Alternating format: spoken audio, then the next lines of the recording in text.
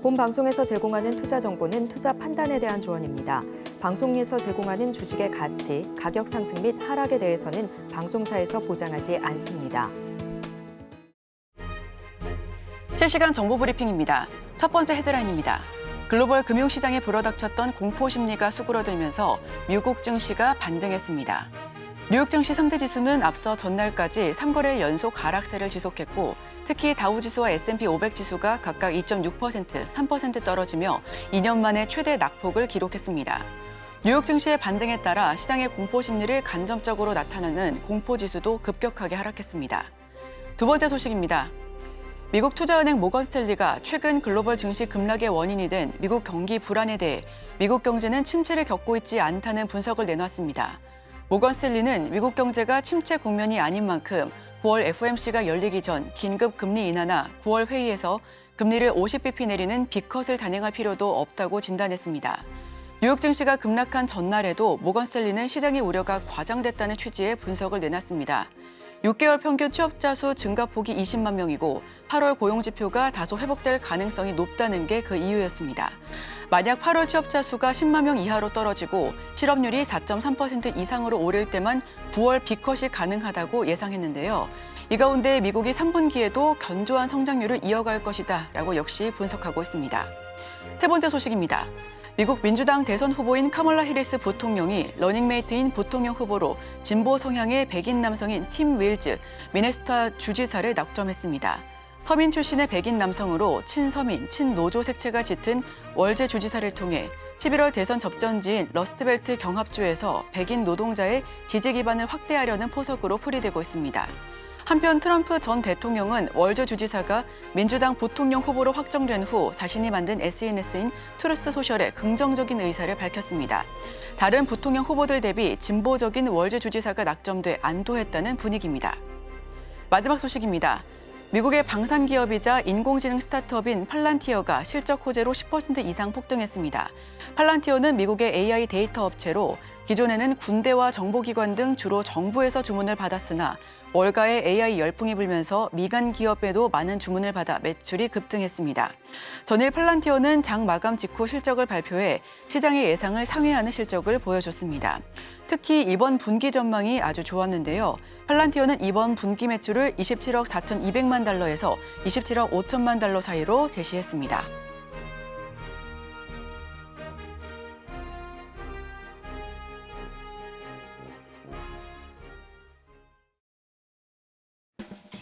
여러분의 성공 투자를 응원합니다. 안녕하세요. 증시7 진행의 아나운서 이소연입니다. 간밤 미증시 3대 지수 일제히 상승하면서 반등에 성공했습니다. 특히 메타와 엔비디아의 경우에는 4% 넘게 급등하면서 종가 형성하기도 했는데요. 변동성 지수도 좀 완화세를 보여가면서 긴장의 끈을 살짝 놓을 수 있으려나 싶었는데 월가의 전문가들은 그렇지 않다. 아직 안도하기에는 이르다라는 평가를 내놨습니다. 더 자세한 소식은 이어지는 외신 브리핑 통해서 전달드리도록 하겠습니다. 수요일의 증시7 지금 바로 출발합니다.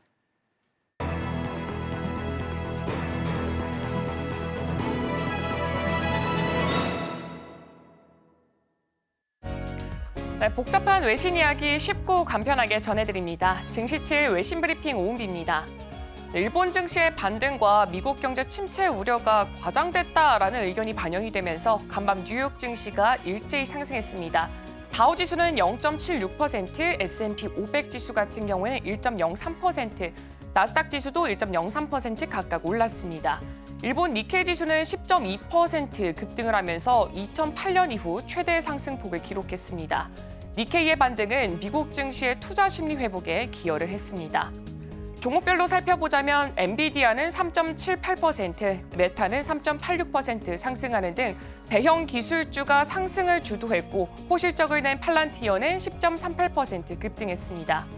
슈퍼 마이크로 컴퓨터는 10대1 액면 분할을 발표했는데 정규장에서 1%대에 상승한 것과는 달리 실적이 예상치를 밑돌자 시간의 거래에서는 하락세를 보였습니다. 또한 애플은 0.32% 하락세를 보였습니다.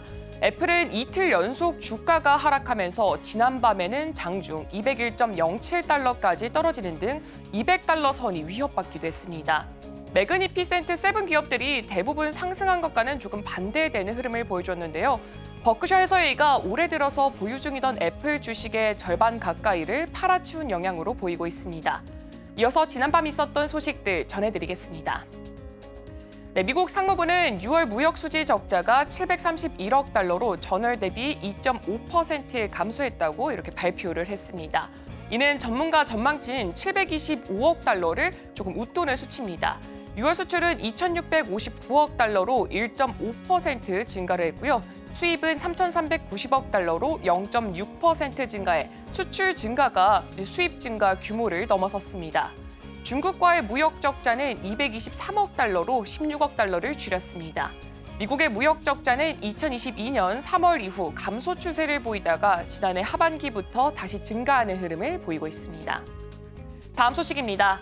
미국 민주당 대선 후보 카멀라 해리스 부통령이 팀 월즈 미네소타 주지사를 부통령 러닝메이트로 지명했습니다. 해리스는 월즈가 중산층을 대변할 것이라고 발표를 했고 월즈는 이를 영광으로 생각한다고 밝혔습니다.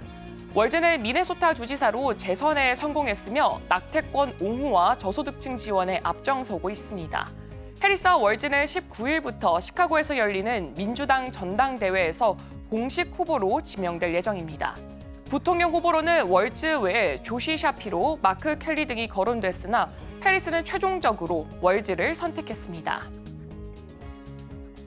엔비디아의 최고 경영자 젠슨 황은 지난달 약 4,400억 원 상당의 엔비디아 주식을 매각했습니다.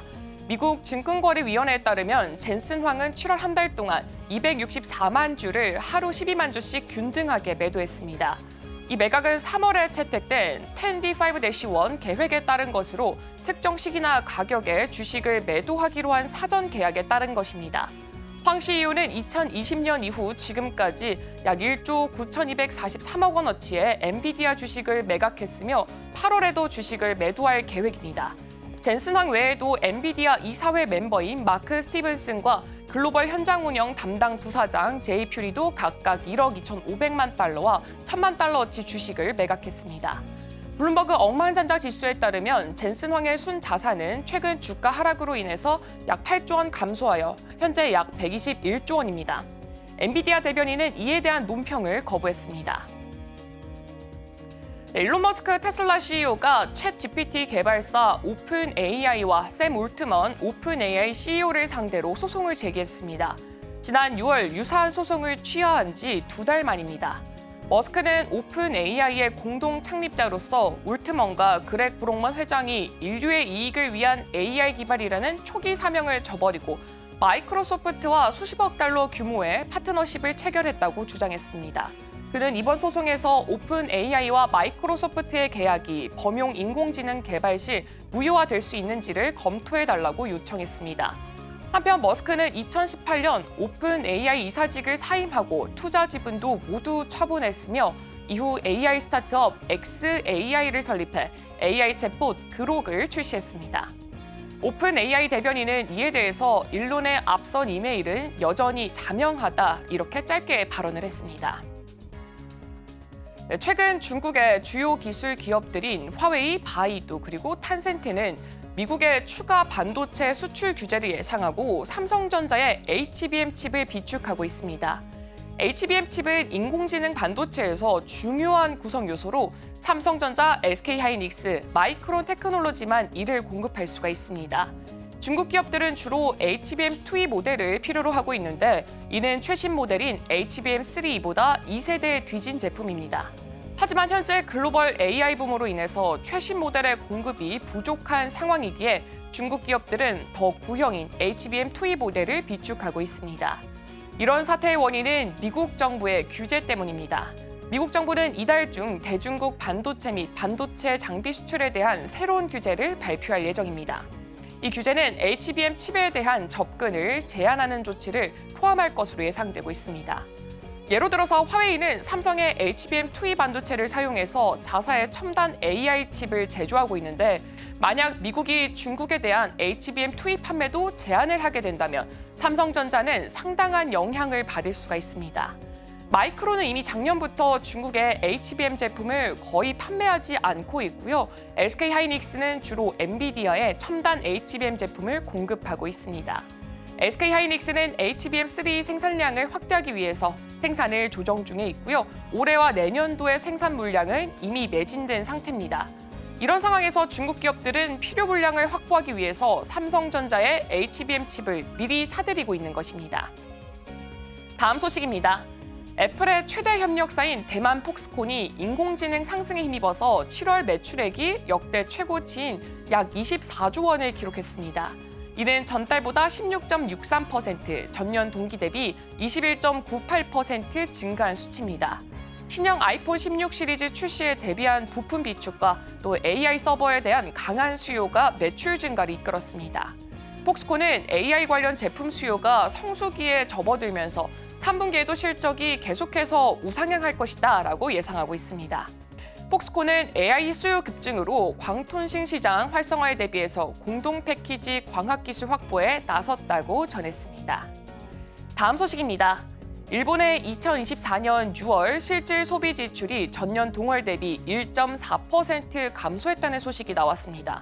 총무성 발표에 따르면 2인 이상 가구의 월 평균 소비 지출은 약 265만 원으로 2개월 연속 감소했습니다. 이는 물가 상승으로 가계가 지출을 줄인 결과입니다. 명목 기준 소비 지출은 1.9% 증가를 했으나 실질 소비는 줄었습니다. 근로자의 실수입은 3.1% 증가했고 가처분 소득은 8.5% 늘어났습니다. 하지만 소비는 감소를 했습니다. 특히 신선채소 구입이 줄어들었고 늘어난 수입은 저축으로 돌려졌을 가능성이 있습니다. 반면에 무더위로 인해서 에어컨과 냉장고 지출이 크게 늘으면서 가구 가사용품 지출은 23.7% 급증했습니다. 다음 소식입니다. 호주 중앙은행은 6일 기준금리를 4.35%로 동결했다고 발표했습니다. 이는 지난해 11월 이후 6차례 연속 금리를 유지한 것입니다. 2분기 소비자 물가지수가 예상 범위 내에서 상승을 하고 기저 인플레가 완화되면서 금리 동결이 예견됐습니다. RBA는 인플레이션 억제를 위해서 추가 금리 인상 가능성을 배제하지 않았으며 인플레 목표 달성을 위해서 충분히 제한적인 정책을 유지할 필요가 있다고 강조했습니다. 또한 중앙은행은 인플레이션율이 여전히 높고 목표 범위에 도달하려면 시간이 걸릴 것이라고 밝혔습니다. 시장은 11월 금리 인하 확률을 88%에서 68%로 낮췄습니다. 이코노미스트들은 정부의 예산 정책이 인플레 추이에 불안정을 초래할 수는 있지만 노동시장 전망이 약간 약화됐다고 지적을 했습니다. 오늘 준비한 소식은 여기까지입니다. 이어서 국내 소식과 더불어서 오늘의 일면에서 전문가들의 수혜주까지 만나보시길 바랍니다.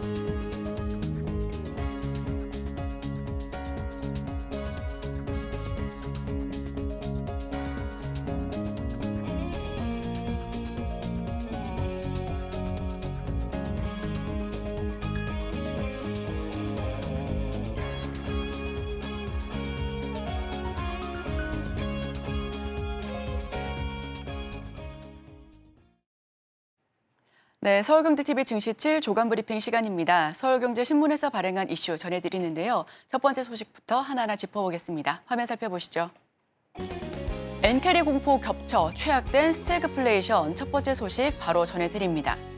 미국 경기 침체 우려는 과도하지만 시장 분위기가 좀 침체 쪽으로 세력이 형성된 듯합니다. 좋은 지표가 나올 때까지 변동성이 지속할 수밖에 없는 상황의 조건이 형성이 되고 있고요. 미국 경기 둔화 우려에 엔캐리 트레이드 청산, 즉 금리가 낮은 엔화를 빌려 금리가 높은 국가 자산에 투자하는 부분들이 중동 위기 확산 공포가 겹치면서 아시아 증시가 대폭락했지만 다행히 일부 만회하는 소식을 보여줬습니다. 어제장에서 우리 국내 증시 양 지수가 반등에 성공하면서 각 종목들 역시 상승 흐름을 기분 좋게 보여줬습니다. 특히나 삼성전자 1.54%, SK하이닉스도 4.87% 강하게 치고 올라왔는데요. 장 초반에는 갭상승에 5% 넘는 급등세를 보여주긴 했습니다만 삼성전자는 상승분을 일부 반납하는 모습이었습니다. 그동안 낙폭이 컸던 종목들 위주로도 4% 넘는 급등세를 보여줬고요. 코스닥도 에코프로비엠이 10% 가까이 상승, 그리고 엔캠과 기타 종목들 역시 7%, 8% 넘는 급등세를 보여주면서 하락분을 만회하는 모습이었습니다. 이번 사태의 주요 원인 가운데 하나로 꼽히는 미국 경기 침체 전망은 하지만 아직 이르다라는 분석이 나오고 있습니다. 단 시장의 공포가 커지는 데다 이란과 이스라엘의 갈등이 격화되면 최악의 경우 스태그플레이션을 배제할 수가 없겠는데요. 업계에서는 미국의 지난달 실업률이 4.3%로 나왔는데 이는 경기 침체라고 판단할 정도까지는 아니다라고 전망하고 있습니다. 시장의 과도한 반응이다라고 진단하고 있는 건데 이 침체를 논하려면 2분기 연속 경제 성장률이 마이너스로 나와야 하는데 현재 상황에서 미국이 마이너스를 기록할 가능성은 낮다라고 판단한 겁니다. 4일 골드만삭스에 따르면 내년 미국 경기 침체 가능성은 15%에서 25%로 좀 높여잡기는 했습니다. 고용지표 악화와 금융시장 패닉이 동시에 나타나면서 연준이 금리를 더 적극적으로 내릴 가능성이 높아졌다는 분석인데요. 관건은 이스라엘과 이란의 전면전 가능성입니다. 물류비와 유가 상승으로 국내 물가 상승 압력이 될 건데 만약 서방 진영이 개입해 전선이 더 커진다면 글로벌 경제가 최악의 상황으로 치달을 가능성이 높아 보입니다. 유가가 오르면 우리나라 수입액이 늘어 경상수지가 악화되고 물가에도 부담이 될 수밖에 없고요. 이 경우 하는 입장에서는 금리 인하를 택하기에는 다소 부담이 될 것으로 보여집니다. 업계에서는 시장의 반응이 과도하다라는 생각이 들면서도 시장에 겁에 질려 있는 만큼 중동의 지정학적 리스크가 현실화된다면 스태그플레이션이 올 가능성 역시 높다라고 진단하고 있습니다. 미국 경기, 중동 사태 리스크의 주요 요인들입니다. 우선 미국의 주요 변수부터 하나하나 짚어볼 텐데요. 고용시장 급냉 우려가 있고요. 빅테크, 이 고점에 대한 실적 부진의 염려 상황도 있습니다. 대선 결과의 불확실성 역시 11월까지 끌고 갈 것으로 보여지는데 여기에 한국 경제에 미칠 영향도 살펴봐야죠. IT나 자동차 중심의 수출이 부진할 것으로 보여집니다. 특히나 최근 들어서 현대차, 기아가 고점에 대한 우려로 지난주 10% 넘는 급락세로 종가를 형성하기도 했고요. 월요일장에 더 부진하기도 했습니다. 한국 금리 인하 여지가 확대되고 또 환율 변동성 역시 심화될 수밖에 없어 외국인 수급에 문제가 발생할 수도 있을 것으로 보여집니다. 중동 사태 역시 짚어봐야 될 요인인데요. 이스라엘과 이란 전면전 가능성이 높고요. 서구권 국가 개입의 여부에 따라 유가와 물류비 상승 그리고 소비자 물가가 폭증할 수도 있다라는 판단입니다. 혼돈에 빠진 글로벌 경제, 미국 경기 침체가 판단했을 때 시기상조다라는 부분도 있지만 시장 과도하게 반응하고 있다는 평가에 이어서 국제 유가 급등했을 땐 시장이 더 악화로 빠질 수 있다며 중동전 확산 시 리스크가 변수로 들어올 수 있다는 부분이 여전히 고려할 만한 부분입니다. 다음 소식입니다. 비트코인 한때 5만 불 붕괴, 이더리움 20% 급락. 미국의 경기 침체 우려와 이스라엘에 대한 이란의 보복 공격 가능성에 가상자산 시장도 직격탄을 맞았습니다. 비트코인은 한때 17% 넘게 급락했고요. 이더리움도 20% 넘게 떨어졌습니다.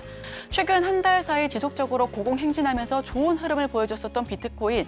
다만 최근 이틀, 3일 계속해서 급락세를 연출하면서 20% 넘게 떨어졌는데요. 다만 간밤에 비트코인과 이더리움은 하락분을 좀 만회하면서 다시금 반등하는 모습을 보여줬습니다. 다만 비트코인 7만 달러 선을 웃돌면서 상승 흐름을 지속하다가 현재는 5만 6천 불에서 거래되고 있습니다.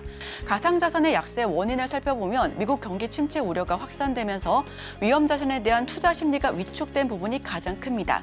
중동에서의 지정학적 리스크도 불안되고 있고요. 마운트 곡스의 비트코인 상환 등에 따른 공급량 증가 역시 가상자산의 약세 원인으로 주목받고 있습니다. 가상자산의 가격은 도널드 트럼프 전 대통령이 친 비트코인 대통령 공약에 7만 달러 선까지 급상승한 바 있는데요. 카말라 해리스 부통령도 여기에 더해서 현 조 바이든 정부 기조와는 달리 가상자산에 우호적인 입장을 밝혔고요. 다만 이번 가격 급락으로 그 효과가 대부분 반감된 바 있습니다. 가상자산 실장도 역시나 함께 출렁거리고 있습니다. 침체 우려에 트럼프 효과가 빛을 발하지 못하고 있는 부분이고요. 코인 상환 등 공급량 증가도 한몫하고 있다는 풀이입니다. 다음 소식입니다. 이란, 중동 내 미군까지 타깃, 호르무즈 봉쇄, 물류 대란 우려. 하마스 정치 지도자 암살 사건 이후 중동 지역에 전운이 고조되고 있는 가운데 이란이 피해 보복을 천명하고 이스라엘은 선제 타격 역시 고려하고 있습니다. 제5차 중동 전쟁 우려가 그 어느 때보다 높아지고 있는 부분인데요. 업계에서는 중동 불안이 장기화하면서 올해 하반기 국제유가가 배럴당 100만 달러를 돌파할 수 있다는 전망을 내놓고 있습니다. 특히 이란이나 예멘 후티 반군이 원유를 운반하는 호르무즈 해협을 봉쇄한다면 유가는 더욱 폭등하고 물류 대란을 불러올 수밖에 없는 부분인데요. 유가가 오르면 전기, 가스 요금 등 공공요금 인상과 함께 외식 물가 등 전반적인 물가도 함께 오르는데 여기에 더해 물류 대란까지 겹치게 되면 인플레이션이 더 크게 치솟을 수밖에 없습니다. 최근 중국 경기 부진과 예상 밖의 미국 고용지표 악화에 따른 아래 공포가 커진 상황에서 인플레이션까지 오르면 글로벌 경제 전반에 악영향을 미칠 가능성이 더 높아지는 부분인데요. 최근 WTI 국제유가는 72달러 선에서 거래를 등락 오가고 있었습니다. 미국발 아래 공포에 국제유가가 6개월 내 최저치를 보여주고 있는 거였는데요. 유가는 7월 들어서 4주 연속 하락세를 연출했고요. 중동 불안 최고조의 유가와 인플레이션 압력이 커져가고 있는 부분입니다. 5차 중동 전쟁 확전 위기가 펼쳐지고 있습니다. 이러한 표적을 늘려 대규모 공습을 예상하고 있고요. 이스라엘 내각은 선제 타격 역시 검토하고 있습니다. 전면전에 치달으면 유가가 급등할 수밖에 없는데 100불 돌파할 땐 인플레 부채질을 할 전망이다라는 분석입니다. 다음 소식입니다. 이천간 최태원 HBM4 경쟁 치열 조기 상용화해야 최태원 SK그룹 회장 6세대 HBM이 상용화하면 경쟁이 더 치열해질 것이다라고 전망하고 있습니다. 여기서 6세대 HBM4의 조기 상용화의 필요성에 대해 강조를 하고 있는 건데요. HBM의 주도권을 이어가는 것은 물론 새로운 성장 모델 발굴에 집중해야 된다라는 분석입니다. 최 회장은 AI는 거스를 수 없는 대세다라고 전했습니다. SK하이닉스는 HBM3E 12단 제품을 통해 올해 3분기 양산에 4분기부터 고객에게 공급할 계획이다라고 설명했고요. 6세대 HBM 또한 내년 양산을 목표로 하고 있습니다. SK는 6월 경영전략회의를 통해 2026년까지 80조 원의 재원을 추가로 확보해 향후 5년간 HBM 등 AI 반도체 분야에 103조 원을 투자하기로 했습니다. SK텔레콤과 SK브로드밴드는 따로 AI 데이터 센터 인프라 구축에 5년간 3조 원을 투입할 예정이고요. SK이노베이션과 SKENS의 합병을 통해 초대형 에너지 기업의 탄생을 역시나 준비하고 있습니다.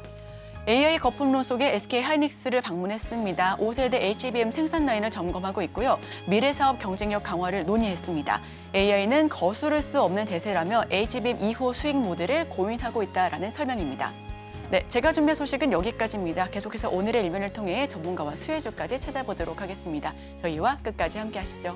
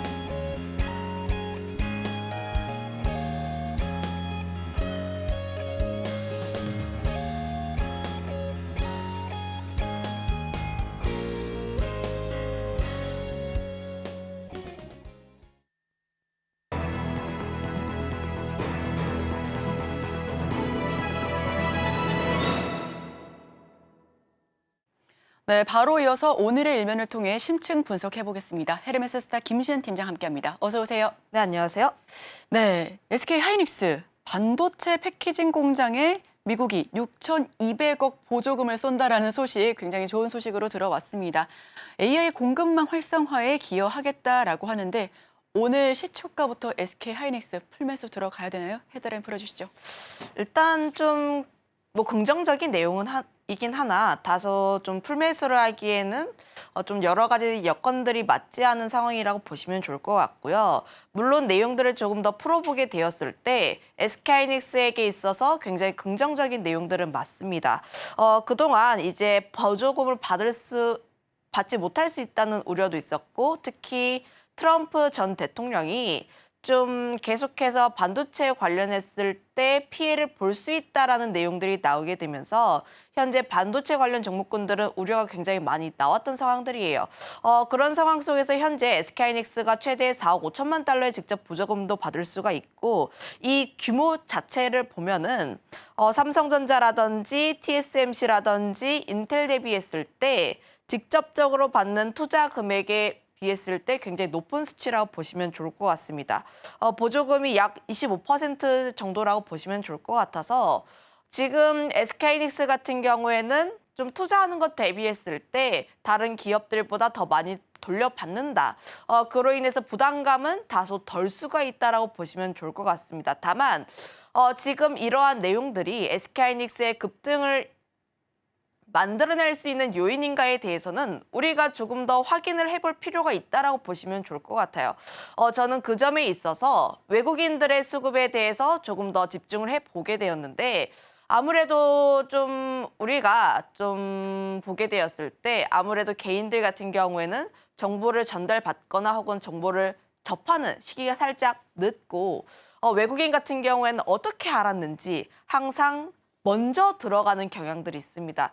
그런데 최근의 동향들을 보게 되면은 아직까지 외국인의 순매도가 이어지고 있고, 특히 한 달간을 보면은 약 2조가 넘는 순매도가 나와주고 있어요. 그동안 SK하이닉스가 보게 되었을 때 특히 지난해 11월부터 외국인의 매수세가 강하게 들어왔던 점을 감안을 하면 지금 11월부터 현재까지 남아있는 SK하이닉스의 물량 같은 경우는 약 2조에서 4조입니다. 그 부분에서 보면 아직 지금 외국인의 순매도가 계속 나와주고 있고, 물론 이 자리에서 조금씩 버텨주고 있긴 하나 여기에서 과연 끝일 수가 있을까? 결국 SK하이닉스가 올라가기 위해선 외국인이 순매도를 멈추고 다시 한번 매수로 전환해야 하는 그런 시기가 나와야 하는데 아직 그렇지 않은 상황. 그거에 따라서 실제 이 이슈 같은 경우에는 급등에 대한 사유보다는 긍정적인 내용이 좀 더해졌다. 우리가 그동안 우려했던 부분들이 살짝 해소가 되었다라는 측면에서 이해를 해보시면 좋을 것 같습니다. 그렇다면 여기서 현재 SK하이닉스 부정적으로 보느냐? 그거는 또 아니에요. 실제 SK하이닉스 같은 경우를 보면은 펀더멘탈 변한 것도 없고 실적 굉장히 잘 나왔습니다. 2분기 같은 경우도 분기 최대 실적 나왔고 3분기도 실적에 대한 전망치가 계속해서 상향이 되고 있는 상황이라 보시면 좋을 것 같아요. 물론 최근에 엔비디아 관련했을 때 블랙웨일이라든지 AI 쪽에 대한 거품론들 이런 내용들이 나오게 되면서 주가 고점 대비했을 때 굉장히 많이 하락했던 상황들, 24만 닉스, 30만 닉스 가냐라는 내용들이 나왔는데 현재 지금 주가 같은 경우에는 굉장히 낮은 상황들, 주가의 수준도 그렇고 외국인들의 수급을 보면은 거의 2월과 3월 그 부근 사이에 있다라고 보시면 좋을 것 같아요. 상반기에 올렸던 부분들을 굉장히 많이 내려온 부분들이라서 현재 같은 경우는 과매도 구간이라고 판단을 하고 있고요. 외국인의 수급이 조금 더 붙어주게 된다면 조금 더 긍정적으로 볼 수는 있긴 하나 현재의 관점에서 보게 되었을 때는 저점에 대한 분할 매수에 대한 관점 같은 경우는 조금 더 유지를 해볼 필요가 있지 않을까. 다만 제가 분할 매수를 한다라는 것은 지금 리스크를 살짝 안고 간다라는 거예요. 물론 대다수의 종목군들이 분할 매수로 접근을 해야 하긴 하나 SK하이닉스 같은 경우에는 그중에서도 대형주에 속하고 있다라는 점, 거기다가 더해서 외국인 수급이 아직 붙고 있지 않기 때문에 최소 내가 SK하이닉스에 접근하려고 있는 물량 중 20분할 이상으로는 좀 반드시 들어가 보실 필요가 있지 않을까라는 의견도 드려보도록 하겠습니다. 네, SK 하이닉스의 경우에는 고점 대비해서 약 35%가 넘게 빠졌기 때문에 이렇게 좋은 소식이 들려왔을 때 갭상승으로 차익 실현을 빠르게 하려는 분들도 계실 텐데요. 그래서 갑자기 어제부터 뭐 풀매수 가나요? 이런 의견들 굉장히 많았습니다. 다만 여기에는 아직 환경이 조건이 좀 조성되지 않았다라고 말씀을 해주시고 계시고요. 두 번째, 아직 실적 시즌이 좀 이어지고 있습니다. 여기에 더해서 엔비디아 실적도 반드시 체크해 가야 되는 부분이고요. 어떤 종목 조금 더 실적 눈여겨봐야 될까요? 가장 중요한 것은 엔비디아 실적이고 특히 뭐 실적에 대한 가이던스라든지 컨퍼런스 콜을 확인을 해볼 필요가 있습니다. 그동안 AI에 대한 트리거를 만들었던 기업이 엔비디아이기 때문에 관련했을 때의 내용들과 업황들을 우리가 조금 더 체크를 해볼 필요가 있다고 보시면 좋을 것 같아요. 현재 지금 AI와 관련했을 때 그동안 좀 반도체가 힘을 쓰지 못하는 이유가 AI 투자 피크아웃에 대한 논란들, 결국 이 논란들을 잠재울 수 있는 것은 엔비디아밖에 없다 이렇게 판단을 하고 있습니다. 다만 이제 개인적인 생각으로는 이제 엔비디아 실적이 8월 말이다 보니까 그때까지의 모멘텀이 좀 부재한 상황들, 그러면 그 사이사이에 껴있는 작은 기업이라고 하긴 뭐하고 이제 엔비디아만큼은 아니지만 그래도 살짝 AI 관련 종목군들의 실적 발표를 우리가 조금 더 확인을 해볼 필요가 있지 않을까. 어제도 그렇고 오늘도 그렇고 팔란티어와 슈퍼마이크로 컴퓨터의 실적이 발표가 되었는데 어제 같은 경우에는 팔란티어의 호실적이 나오게 되면서 시간 외에서 급등을 했던 부분들, 거기다가 10% 이상의 급등세가 나와주면서 좀 긍정적인 흐름들이 나왔으나 오늘 장 끝나고 실적이 나왔던 슈퍼마이크로 컴퓨터 같은 경우는 현재 시간 외에서 마이너스 12%가 나오고 있습니다. 그동안 지난 상반기에 슈퍼마이크로 컴퓨터의 특성을 생각을 해보면 많은 투자자분들께서 엔비디아의 선행지표로 많이 활용을 했어요. 그 이유가 슈퍼마이크로 컴퓨터가 엔비디아의 GPU를 활용을 하기 때문에 좀 엔비디아 실적 발표를 우리가 확인하기 전에 이 기업의 실적을 통해서 AI의 업황을 우리가 조금 더 확인을 해보겠다라는 것이 좀 주요 원인이지 않을까 싶었는데 지금 EPS가 예상치 대비했을 때 좀 크게 못 나온 상황이라고 보시면 좋을 것 같습니다.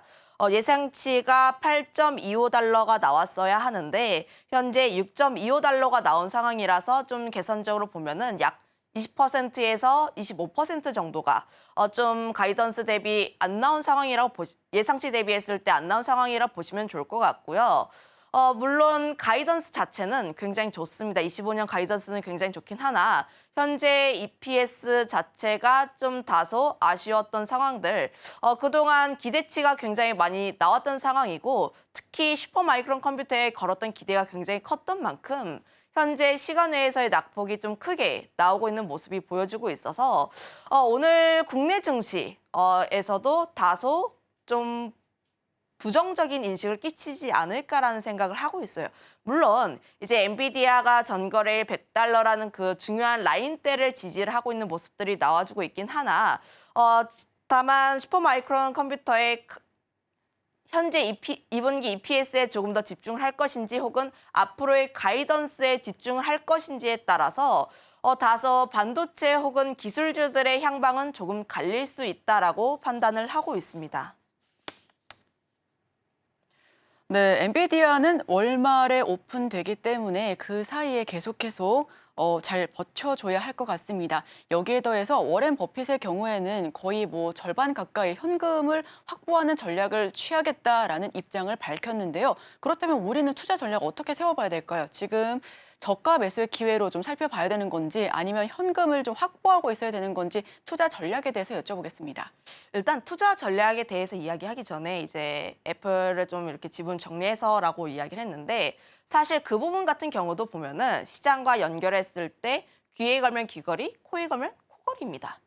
애플 지분 조금씩 정리하고 있었고 그리고 현금 확보하고 아무것도 안 하겠다. 오히려 뭐 에너지라든지 이런 쪽에 투자를 하겠다라는 내용들은 시장 투자자들이 다 알고 있었던 내용들입니다. 그런데 시장이 굉장히 어려워지면서 나스닥, 아시아 증시 할 것 없이 폭락장 나오게 되었을 때 그런 내용이 다시 한 번 더 부각이 되면서 역시 워렌 버핏. 이게 지금 시장이 굉장히 어렵다라는 것을 알려주는 거거든요. 그동안 우리가 알고 있었던 내용들이 있었는데 갑자기 경기 침체 이야기야. 우리 지금 여기서 조심해야 돼. 이런 내용들이 나오는 것처럼 현재 시장 자체가 굉장히 어렵다라고 보시면 좋을 것 같아요. 그거에 따라서 지금 굉장히 과매도 구간이라고 판단을 하고 있습니다. 다만 앞서 이야기했던 것처럼 지금 시장은 시장에 맞춰서 이슈를 붙이기 마련이고 그거에 따라서 생각을 하기 마련이기 때문에 지금 같은 경우에는 리스크를 다소 감수를 하면서 선택을 해볼 필요가 있다고 보시면 좋을 것 같아요. 저는 그 부분에 따라서 선택과 집중이 좀 필요한 전략이라고 보시면 좋을 것 같은데 지금 여기에서 현금을 쌓아놓는 것은 좀 아닌 것으로 판단을 하고 있고요. 그 이유가 우리 코스피 2,000, 3,000 가나요? 이런 이야기 했는데 현재 2,500일 때 매수를 하셔야 됩니다. 그 점에 따라서 앞으로 다시 한번 이슈가 좋아지게 되었을 때 하반기로 가면은 대선이라든지 혹은 AI에 대한 피크아웃에 대한 논란들이 다시 한번 잠재우게 되었을 때 저가에서 매수하신 분들 같은 경우에는 올라갔을 때 조금 더 행복해지지 않을까라는 생각을 하고 있어서 현재 구간에서는 분할 매수의 기회로 조금 더 활용을 해보시면 좋을 것 같고요. 다만 이제 모든 종목에 대해서 긍정적으로 바라보기보다는 섹터 내에서의 대장주를 조금 더 접근을 해보시면 좋을 것 같습니다. 어제 같은 경우를 우리가 좀 예시를 들어보면은 이 거래일 전에 그 하락분을 굉장히 크게 만회를 한 기업이 있고요. 그 부분을 만회하지 못한 기업이 있습니다. 결국 지금 아직까지 수급이라든지 좀 펀더멘털에 대해서 기대를 많이 하시기보다는 저가 매수로 들어오신 분들이 굉장히 많은 상황이라 보시면 좋을 것 같고요. 그러면 이런 시장 안에서 내 종목이 살아남기 위해선 수급이라든지 힘이 조금 더 강해야 합니다.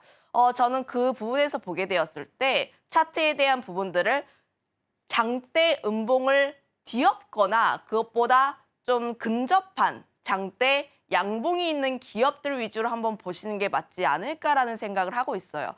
그만큼 그 종목에 대해서 수급이 몰려있다라는 뜻이라고 생각을 해보시면 좋을 것 같고요. 제가 차트에 대한 흐름들을 다 둘러보니까 그런 종목군들이 대다수 우리가 주도 섹터 하면 생각을 했던 바로 그 종목입니다.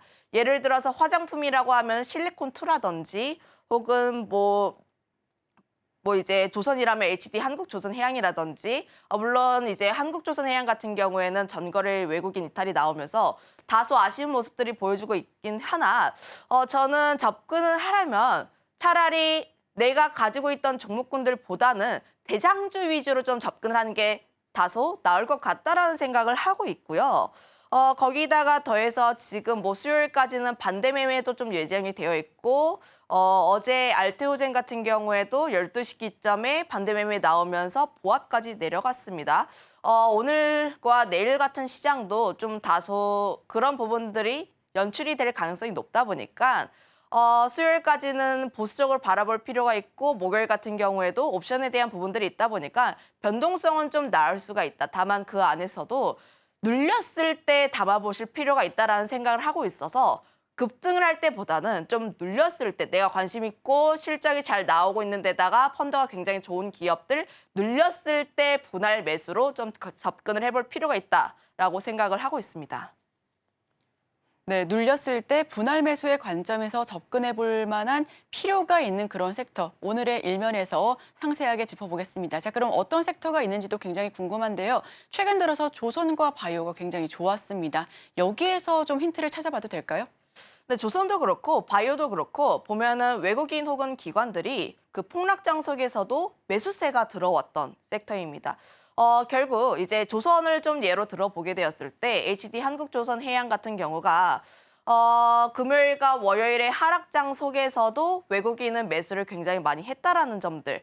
특히 조선 종목군들을 우리가 조금 더 둘러보게 되었을 때 특히 월요일 같은 경우에는 하락폭이 10% 이상 나왔어요. 그런데 주요 플레이어였던 외국인 같은 경우는 매수를 많이 했다라고 보시면 좋을 것 같습니다. 그 뜻은 현재 이제 개인 투자자분들이 반대 매매를 피하기 위해서 매도했던 물량이라고 보시면 좋을 것 같고요. 아무래도 반대 매매에 대해서 피하기 위해선 증거금을 맞출 필요가 있는데 한 140% 정도라고 보시면 좋을 것 같아요. 그런데 내가 만약에 신용을 많이 썼는데 그 부분에서 하락세가 많이 나온다면 이제 신용 썼던 종목군들을 정리해도 비율이 많이 안 내려갑니다. 결국 많이 올라갔던 종목군들, 수익이 많이 나고 있던 종목군들을 정리할 필요가 있다 보니까 저는 그 부분에서 조선이라든지 바이오라든지 특히 수익이 굉장히 잘 나왔던 종목군들에 대해서 반대 매매가 나왔다라고 판단을 하고 있어요. 그러면 지금 개인 투자자분들의 물량이 많이 빼앗긴 상황들, 그 물량들을 외국인이 받아줬다라는 상황들을 가정을 해보면은 여전히 주요 플레이어들 자체는 조선과 일부 바이오 종목군들을 조금 더 긍정적으로 바라보고 있다라고 판단을 하고 있어서 여전히 힘이 강한 쪽은 조선과 일부 바이오 종목군들이 아닐까라는 생각을 하고 있어요. 거기다가 더해서 우리가 코스피와 코스닥 시장도 한번 생각을 해볼 필요가 있는데 최근에 코스피 시장 같은 경우에는 외국인의 이탈이 계속 나와주고 있는 상황들, 반면에 코스닥 시장 같은 경우에는 외국인과 기관의 매수세가 굉장히 많이 들어오고 있습니다. 특히 외국인 같은 경우가 두 거래일 동안 담았던 물량들이 1조 가까이 되다 보니까 지금의 기회를 조금 더 잡아보게 된다면 코스닥 시장 속에서 조금 더 위에 있는 바이오 종목군들도 우리가 조금 더 관심 있게 바라볼 필요가 있지 않을까라는 의견을 드려보도록 할게요. 네, 지금까지 김시은 팀장과 다양한 이야기를 잘 나눠봤습니다. 오늘 말씀 고맙습니다.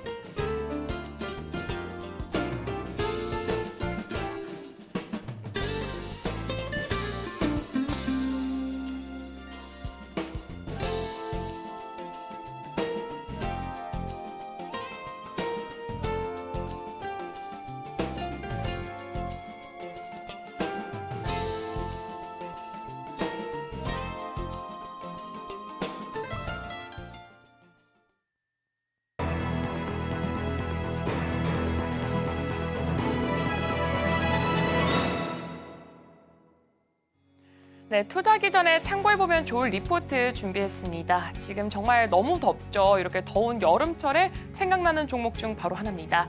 바로 이제 롯데 웰푸드를 준비를 해봤고요. 롯데 웰푸드 일단 한마디로 국내는 헬스앤웰니스 그리고 해외는 인디아앤 글로벌 롯데 이렇게 표현을 해볼 수가 있을 것 같습니다. 그럼 바로 열어보도록 하겠습니다. 일단은 실적부터 한번 짚고 가보도록 하겠습니다. 2분기 실적 같은 경우에는 매출액이 YOY 대비했을 때 0.3% 정말 소폭으로 상승을 했고요. 반면에 영업이익 같은 경우에는 YOY 대비했을 때 무려 30%나 증가한 걸 확인해 볼 수가 있습니다. 이러면서 시장 기대치에 부합하는 성적을 만들어냈고요. 일단 국내 사업 같은 경우에는 이렇게 YOY 대비했을 때 매출액이 0.6% 조금 하락한 반면에 영업이익 같은 경우에는 그래도 19% 상승한 것을 확인해 볼 수가 있습니다. 근데 여기서 주목해 볼 것은 바로 지금 이 해외 사업입니다. 매출액 같은 경우에는 6% 성장을 했는데 영업이익이 무려 38%나 성장을 했습니다. 일단 국내 사업부터 한번 제대로 짚어보도록 하겠습니다. 일단 건과 같은 경우에는 여기 또 빈과까지 함께 봐서 신제품 출시와 또 빈과 성수기 효과로 실적이 성장됐다. 지금이야말로 제대로 된 빈과 성수기인 만큼 이 분기가 지금 여기에 또 실적이 포함이 되고 있는 것으로 보여지고 있고요. 식자재 같은 경우에는 조금 하락한 모습을 보였습니다. 채널 합리화 작업으로 매출이 감소하면서 외형적으로는 조금 부진한 모습을 보였습니다. 그럼 여기서 채널 합리화 작업이 조금 뭘까 생각해 보자면 지금 매출 감소를 최소화하고 비용 효율성을 높이기 위해서 실시한 작업이다라고 봐주시면 좋을 것 같고요. 쉽게 말해서 지금 이 채널을 분석을 해서 불필요하거나 지금 다르게 조금 자금이 들어가고 있는 채널들을 조금 정리하는 그런 상황이다라고 봐주시면 좋을 것 같습니다.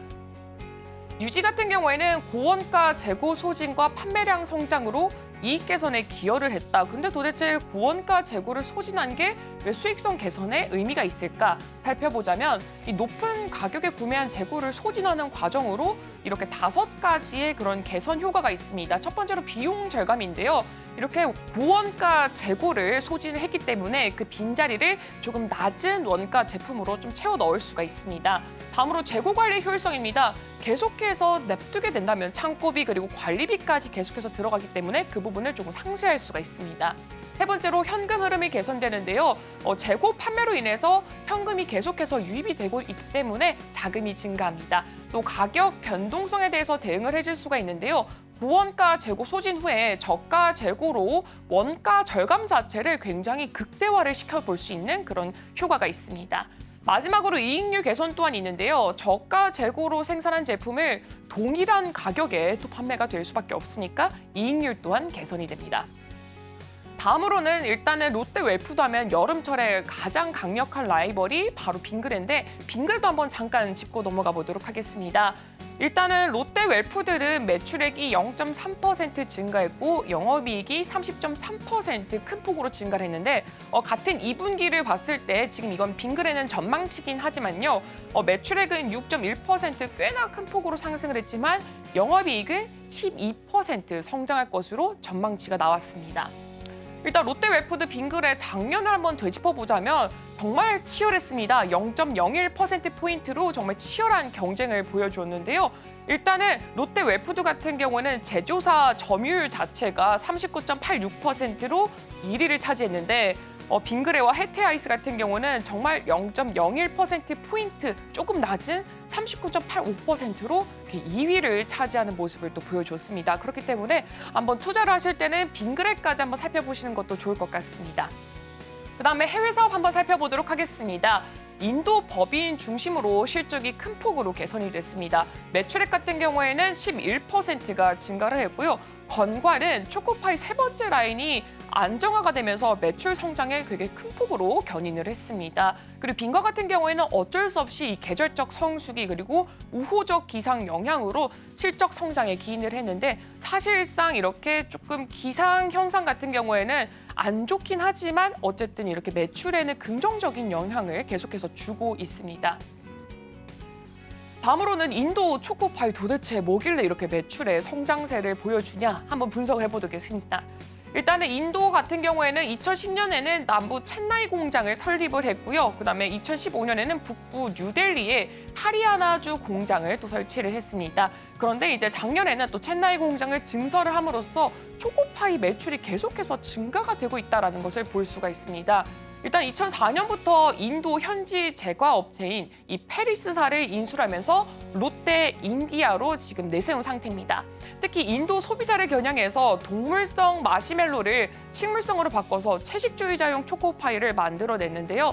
인도 같은 경우에 정말 세계에서 1위의 인구 국가를 자랑하는 만큼 그만큼 이제 채식주의자들도 많고 종교적인 의미로 채식을 조금 지향하는 사람들도 많기 때문에 그래서 지금 채식주의자용 초코파이를 출시를 했습니다.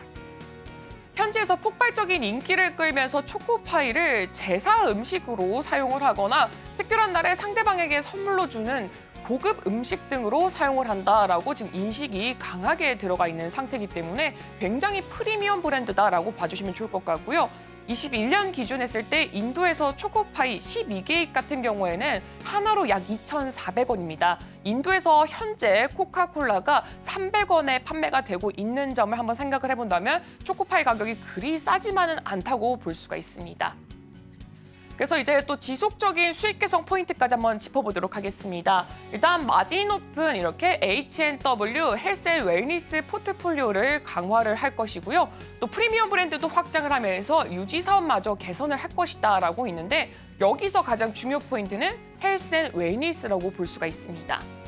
일단 요즘에 가장 시장에서 주목받는 이 식품업계 트렌드 중 하나가 바로 제로 칼로리, 정말 당분이 없는 게 좀 중요한데 이렇게 헬스 웰니스 성장을 위해서 건가와 또 빈과 내에 제로 칼로리, 0칼로리 브랜드 신제품을 지속해서 출시하고 있고요. 식물성 제과 브랜드인 조이, 그다음에 이지 프로틴, 이온 플러스 등 신규 브랜드 제품도 계속해서 확대를 하기 때문에 앞으로 전망이 굉장히 좋을 것으로 판단이 되고 있습니다. 그렇게 투자하실 때 이 부분 꼭 참고해 보시면 좋을 것 같습니다. 네, 오늘의 핵심입니다. 오늘 미국의 6월 소비자 신용지수가 발표가 됩니다. 그리고 오늘의 일면에서는 미국으로부터 최대 4.5억 달러의 반도체 보조금을 받는 SK하이닉스 그리고 이슈에 대해서 살펴봤습니다. 그리고 오늘의 일면 특징주는 HD 한국조선해양 제시했습니다. 투자하실 때 참고해 보시길 바랍니다.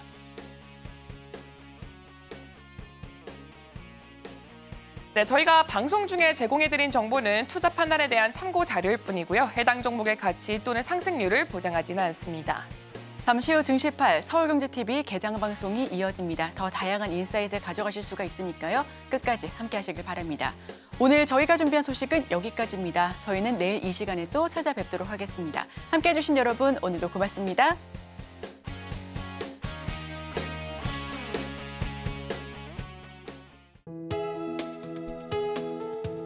본 방송에서 제공하는 투자 정보는 투자 판단에 대한 조언입니다. 방송에서 제공하는 주식의 가치, 가격 상승 및 하락에 대해서는 방송사에서 보장하지 않습니다.